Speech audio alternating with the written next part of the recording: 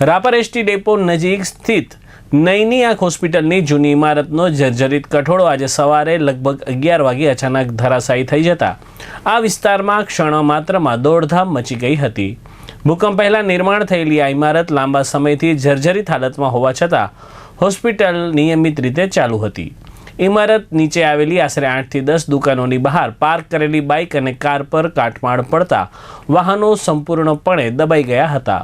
સદભાગ્યે ધરાશાયી થવાની ઘટના સમયે લોકો નજીકમાં ન હોવાથી જાનહાનિ ટળી હતી, નહીં તો મોટી દુર્ઘટના સર્જાઈ હોત।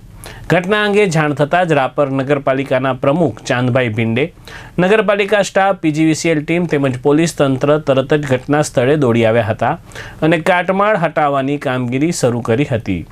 રાપર શહેરમાં અનેક સ્થળોએ આવી જર્જરિત બિલ્ડિંગો હોવાને કારણે નાગરિકોમાં ભારે નારાજગી ફેલાઈ છે। શહેરના લોકો દ્વારા જર્જરિત બિલ્ડિંગો તાત્કાલિક તોડી પાડવા તંત્રે પગલાં લે તેવી માંગણી પણ ઉઠી છે। આજ સવારના ભાગમાં ફોન આવ્યો કે અહીંયા કને કઠોળો તૂટી પડ્યો છે।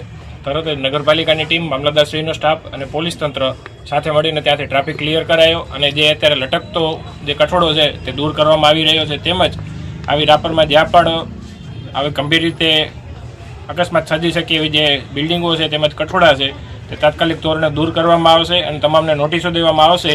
તમારે જે પણ કઠોળા છે કે બિલ્ડિંગો જે નબળી પડી ગઈ છે તે દૂર કરવામાં આવે। જે જૂની બિલ્ડિંગો છે તેની વાત કરીએ તો તેમને તમામને નોટિસો આપી દેવામાં આવી છે, તેમજ તેમને પુનઃ એક નોટિસ દેવામાં આવશે કે એક સમયગાળા દરમિયાન તેમની જે બિલ્ડિંગો છે તે દૂર કરે અને તેના સામે કાયદેસરની કાર્યવાહી કરવામાં આવશે।